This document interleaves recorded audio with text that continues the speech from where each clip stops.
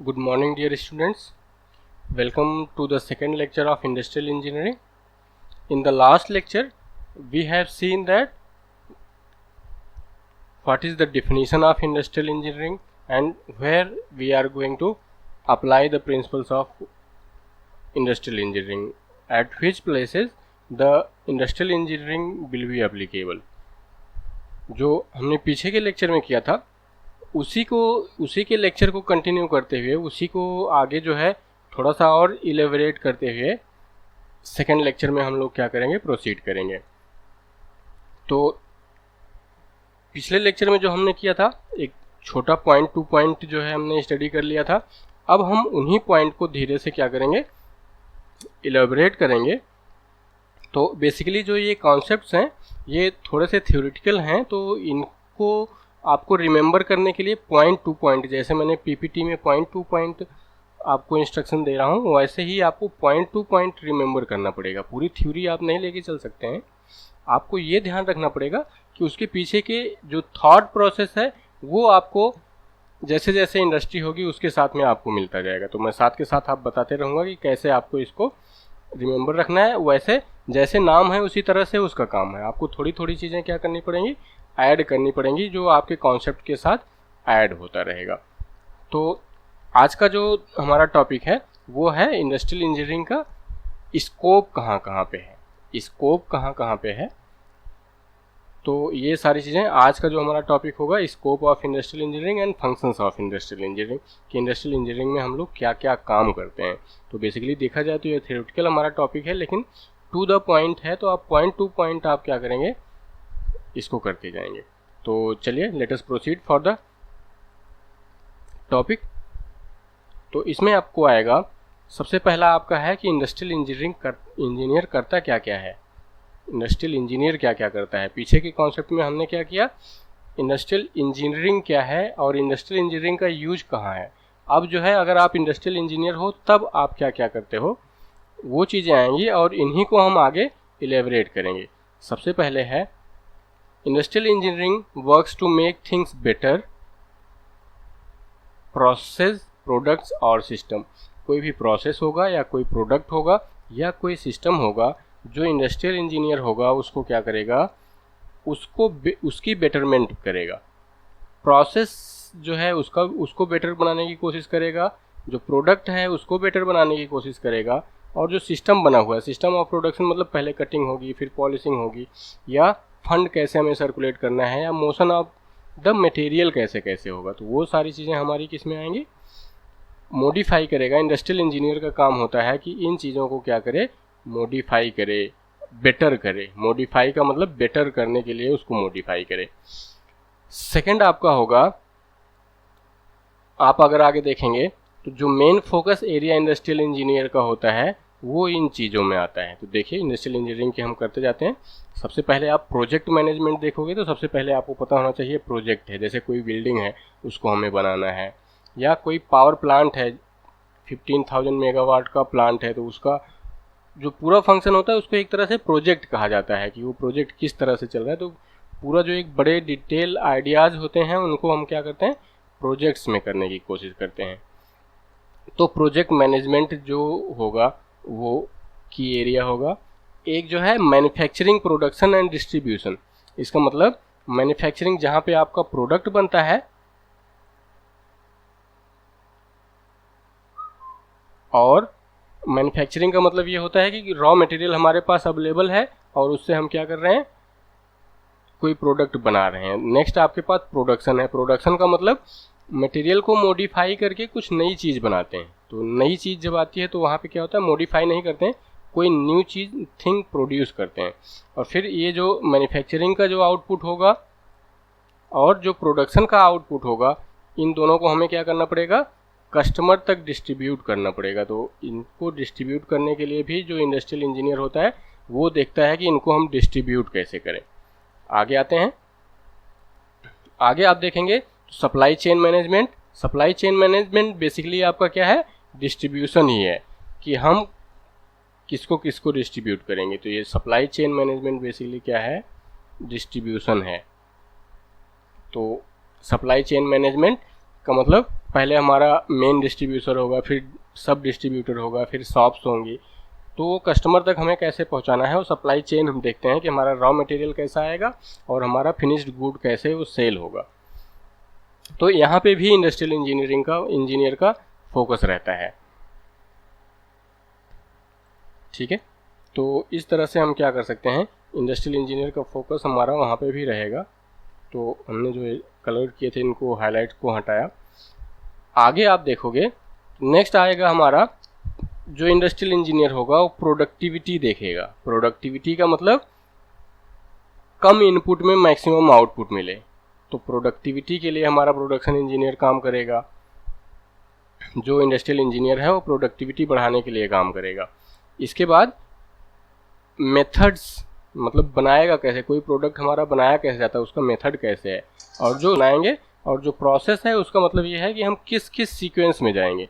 पता चला हमने कटिंग की, उसके बाद फिर पेंटिंग कर दी, पेंटिंग करने के बाद आगे फिर उसी के ऊपर कटिंग करनी, तो जो पेंट हमने लगाया वो क्या होगा, बेकार हो जाएगा। तो इसका मतलब प्रोसेस का मतलब होता है कि पहले ये, फिर दूसरे बार में ये, फिर तो सीक्वेंस कैसा होगा वो हमारा प्रोसेस होता है। और किस तरीके से करना है, मेथड कैसे होगा, कटिंग का मेथड कैसे होगा, पॉलिशिंग का मेथड कैसे होगा, पेंटिंग का मेथड कैसे होगा, वो मेथड में आएगा। प्रोसेस में क्या होता है, एक सीक्वेंस आता है, किस सीक्वेंस में रखेंगे कि हमारा मिनिमम इफर्ट हो और कोई लॉस ना हो।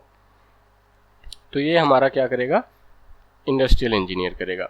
नेक्स्ट आगे आते हैं, क्वालिटी मेजरमेंट की जब हम बात करते हैं तो जो हम प्रोडक्ट बना रहे हैं उसकी क्वालिटी कैसी है, अच्छी है या ख़राब है। तो क्वालिटी मेजरमेंट के ऊपर भी फोकस रहता है इंडस्ट्रियल इंजीनियर का, उसमें क्वालिटी में इम्प्रूवमेंट करवाना उसका टारगेट होता है। नेक्स्ट आएंगे प्रोग्राम मैनेजमेंट। प्रोग्राम मैनेजमेंट जैसे कोई टारगेट है कि ये हमारा टारगेट है, इसमें हमें करना है, तो उसके लिए हम एक प्रोग्राम बनाते हैं कि हम पहले ये करेंगे फिर ये करेंगे।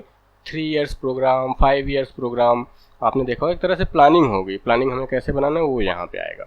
नेक्स्ट आप आएंगे ergonomics and human factor. Ergonomics का मतलब जो हम प्रोडक्ट बना रहे हैं हमारा यूजर उसको आसानी से यूज कर पा रहा है या नहीं यूज कर पा रहा है।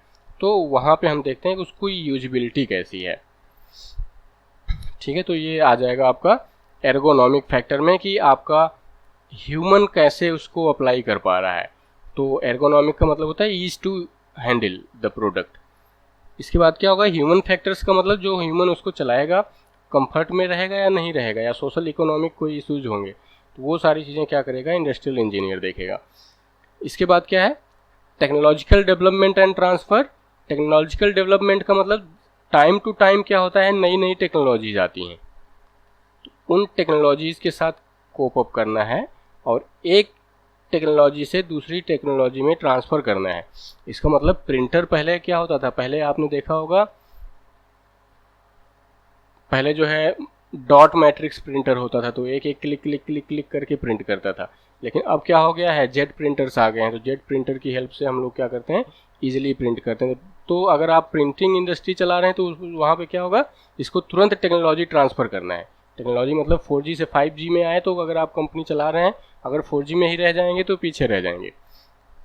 तो उसको आपको क्या करना पड़ेगा, टेक्नोलॉजी को ट्रांसफ़र करना है और नई टेक्नोलॉजी ट्रांसफ़र के टाइम पे ध्यान रखना। जो इंडस्ट्रियल इंजीनियर होगा इस पे भी अपना फोकस रखेगा। नेक्स्ट आता है स्ट्रेटेजिक प्लानिंग। स्ट्रेटेजिक प्लानिंग आप देखोगे तो स्ट्रेटेजिक प्लानिंग क्या है, बेसिकली 10 इयर्स 5 इयर्स के लिए हम प्लान बनाते हैं और ये सोच के रखते हैं कि वो एरिया है वहाँ पे अगर हम ये प्रोडक्ट बनाएंगे तो हमारे लिए अच्छा रहेगा, वहाँ पे हमारा कोई कंपटीटर नहीं है, तो हमें प्रोडक्ट ऐसी जगह पे ले जाना है जहाँ हमें मिनिमम कंपटीटर हो, मैक्सिमम सेल हो। तो स्ट्रेटजी बनाते हैं कि हम अपने आउटपुट को मैक्सिमाइज कैसे करते हैं, स्ट्रेटजी बनाते हैं उसके लिए कि कब हमें मशीन खरीदनी है, कब हमें प्लांट लगाना है, विंटर के टाइम पे अनाउंसमेंट करनी है या समर के टाइम पे कोई अनाउंसमेंट करनी है नए प्रोडक्ट के लिए। तो ये स्ट्रेटेजिक प्लानिंग में आती है कि हम अपने प्रोडक्ट को ज़्यादा लोगों तक पहुँचाने के लिए क्या स्ट्रेटजी लगाते हैं, क्या हमारा प्लान होगा, कैसे करके करना है, कॉस्ट कम रखनी है ज़्यादा रखनी है। तो ये पूरा प्लान जो है इंडस्ट्रियल इंजीनियर बनाता है। नेक्स्ट आप आओगे management of change. Management of change मतलब कोई भी जब नई चीज़ आती है तो जनरली क्या देखा जाता है, लोग उसको रजिस्ट करते हैं, उससे भी कैसे भी करके क्या करते हैं, बचने की कोशिश करते हैं। कि हमको चेंज ना होना पड़े, क्योंकि पुराने मेथड पे हमारी आदत हुई रहती है। नया मॉडिफाइड मेथड भी जो अच्छा भी होता है तो उसको हम क्या करते हैं, रजिस्ट करते हैं। अगर हम रजिस्ट करेंगे तो आप चेंज को जो है अडॉप्ट नहीं कर पाएंगे। तो जो इंडस्ट्रियल इंजीनियर होता है वो क्या करता है, कोई भी जो चेंज होता है उसको मैनेज कैसे करना है, ये प्लान हमारा इंडस्ट्रियल इंजीनियर बनाता है। ठीक है, तो आगे नेक्स्ट चलते हैं। नेक्स्ट हमारे पास क्या है, फाइनेंशियल इंजीनियरिंग। फाइनेंशियल इंजीनियरिंग का मतलब कोई मशीन हम परचेज करेंगे तो हमारे लिए फ़ायदे में रहेगी या नुकसान में रहेगी। कहीं हम नया प्लांट लगाएंगे तो क्या होगा, वहाँ पे लॉस होगा, या इसका मतलब पैसे से रिलेटेड जो स्टडीज़ होती हैं वो भी हमारा इंडस्ट्रियल इंजीनियर करता है। अब जो ये हमने टोटल पॉइंट्स किए 3, 3, 6, टोटल 11 पॉइंट्स किए। अब इसी में अलग अलग में हम क्या काम करते हैं उसके लिए आपकी आगे की स्लाइड्स आएंगी। इन्हीं जो हमारे पास ये टोटल 11 पॉइंट्स हैं, इन्हीं को आगे की स्लाइड्स में क्या किया गया है, इलेबरेट किया गया है किसमें आप क्या करते हो। सबसे पहले आपका आता है प्रोजेक्ट मैनेजमेंट। तो प्रोजेक्ट मैनेजमेंट में हमारा क्या होता है, इंडस्ट्रियल इंजीनियर क्या करता है उसकी यहाँ पे आपको मैं क्या करूँगा, एक लिस्ट बनाऊँगा। इसी तरह से जो टोटल 11 पॉइंट्स हमारे पास हैं, इन 11 पॉइंट्स के लिए हमें क्या करना है, इसी तरह से एक लिस्ट बनानी है कि इस पर्टिकुलर पॉइंट के अंदर एक इंडस्ट्रियल इंजीनियर क्या क्या काम करता है। तो सबसे पहला हमारा प्रोजेक्ट मैनेजमेंट था। प्रोजेक्ट मैनेजमेंट में क्या करता है, जो इंडस्ट्रियल इंजीनियर होगा वो क्या करेगा, break down of the work. इसका मतलब जो टोटल काम है उसको छोटे छोटे पार्ट में डिवाइड करेगा। सारा काम कोई एक पर्सन तो कर नहीं सकता, तो उसको क्या करेगा, छोटे छोटे वर्क्स के फॉर्म में उसको क्या करेगा, तोड़ देगा, ब्रेक डाउन कर देगा उसको छोटे छोटे वर्क्स में। उसके बाद फिर अलग अलग लोगों को उसको जो है अलॉट कर देगा। और जो कॉम्प्लेक्स एक्टिविटीज़ हैं, कॉम्प्लेक्स एक्टिविटीज़ को तोड़ तोड़ के उनको सिंपल एक्टिविटीज़ में करके इंटीग्रेटेड एक प्लान बना देगा कि आपको ऐसा ऐसे करना है, ये काम ये करेगा, ये काम ये करेगा, इस टाइम पे करेगा। तो सारी चीज़ें पूरे वर्क को क्या करता है, वो ब्रेक डाउन कर देगा छोटे छोटे, पूरा जो प्रोजेक्ट है उसको छोटे छोटे पार्ट्स में, आज ये काम करना है, कल ये काम करना है, तोड़ देगा। इसके बाद नेक्स्ट आता है, जो भी वर्क होगा उसका शेड्यूल बनाएगा। शेड्यूल मतलब क्या काम कब होना है, क्या काम कब होना है, तो क्या करेगा, शेड्यूल बनाएगा। और जो हमारे रिसोर्सेज हैं कब कहाँ रखने हैं उनके लिए प्लान बनाएगा। और ये कोशिश करेगा कि जो प्लान बना रहा है उसका इम्प्लीमेंटेशन भी हो। अगर कहीं ऐसा हो गया, पता चला उसने प्लान बना दिया, प्लान बनाने के बाद भी कोई उसको मान ही नहीं रहा है, तो भी वो क्या होगा, उसका यूज बेकार हो जाएगा। तो उसको इम्प्लीमेंटेशन, तो आप कभी भी इंडस्ट्री में जाओगे तो सबसे ज़्यादा जो पावर होती है वो किसके पास होती है, इंडस्ट्रियल इंजीनियर के पास होती है। और ये इंडस्ट्रियल इंजीनियरिंग आपको ऐसा नहीं दिखेगा कि ये इंडस्ट्रियल इंजीनियर है, उसी प्रोडक्शन में से, उसी क्वालिटी में से, उसी अलग अलग जो डिपार्टमेंट्स होते हैं उनमें से निकाल के क्या करते हैं, हम कुछ एक कोर टीम बनाते हैं। वो कोर टीम होती है जो ये इंडस्ट्रियल इंजीनियर के फंक्शन करती है और ऑर्गेनाइजेशन को एक बेटरमेंट के लिए काम करती है। वो अलग अलग डिपार्टमेंट से लोग उसमें होते हैं, तो उनको इम्प्लीमेंट करना होता है। और इन लोगों के पास सबसे ज़्यादा पावर होती है। ये डिसीजन मेकिंग कर सकता है, कोई चीज़ परचेज करनी है नहीं करनी है, इसका मतलब सेल्स, परचेज, सारी चीज़ें इनके पास सबसे ज़्यादा पावर होती है। तो उन प्लान्स को जो है बनाते भी हैं और उनको इम्प्लीमेंट करते हैं। नहीं इम्प्लीमेंट करोगे तो पनिशमेंट देने की पावर होती है। नेक्स्ट आप देखेंगे, प्रोजेक्ट मैनेजमेंट की टेक्निक्स जो होती हैं उनको यूज करना है। जैसे कोई सॉफ्टवेयर है, माइक्रोसॉफ्ट प्रोजेक्ट ही ले लो, तो उन सॉफ्टवेयर के साथ और जो प्रोजेक्ट के साथ हम टेक्निक्स यूज करते हैं, जैसे CPM PERT आप अभी ऑर्गेनाइजेशन रिसर्च पढ़ेंगे, उसमें CPM PERT की हेल्प से हम लोग क्या करते हैं, क्रैशिंग करते हैं। क्रैशिंग का मतलब कम टाइम में कैसे कर सकते हैं। 10 काम करना है, पहले ये करना है, पहले ये करना है, तो अगर लगातार एक के बाद एक करते रहोगे तो वो हो नहीं पाएगा। तो 10 काम को ऐसे अलाइन करते हैं कि वो कम से कम टाइम में हो जाए। तो उसकी क्रैशिंग करके हम मिनिमम टाइम निकालते हैं, मिनिमम पॉसिबल टाइम निकालते हैं, तो उसमें करने की कोशिश करते हैं। तो वो टेक्निक हो गई एक तरह से। जो CPM PERT हो गया वो हमारे पास क्या है, टेक्निक है। और जो सॉफ्टवेयर है उनको हम यूज करके बनाते हैं। तो इंडस्ट्रियल इंजीनियरिंग जो एनालिसिस होगी उसके लिए हम क्या करते हैं, उन टेक्निक्स का यूज करके कैलकुलेशन करके रखते हैं।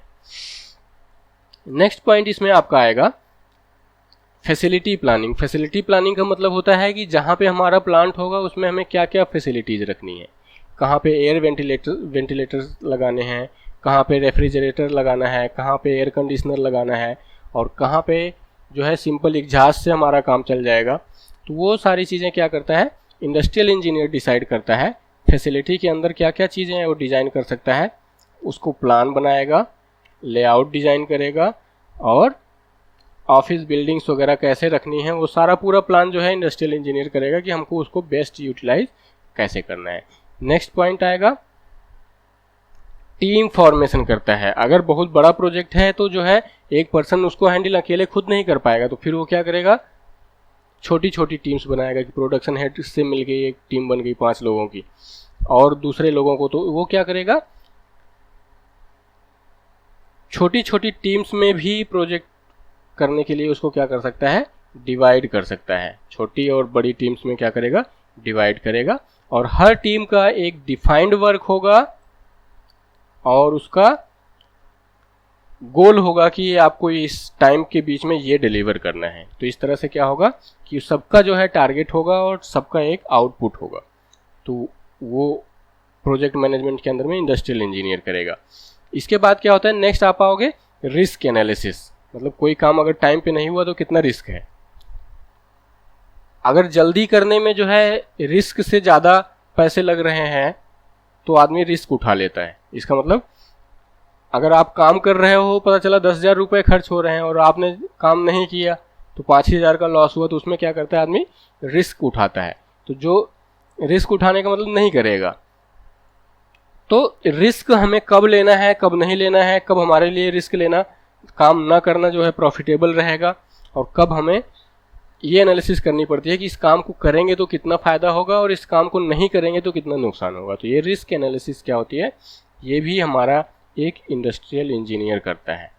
तो ये वर्क हो गए हमारे इंडस्ट्रियल इंजीनियर के। तो इंडस्ट्रियल इंजीनियर हमारे ये टोटल 6 वर्क करता है। उसको जो प्रोजेक्ट होगा छोटे छोटे पार्ट में डिवाइड करेगा, उसका शेड्यूल बनाएगा, और ये भी शेड्यूल बनाएगा कि कौन सी मशीनरी कहाँ जानी है, तो उसको एलोकेशन बोला जाता है।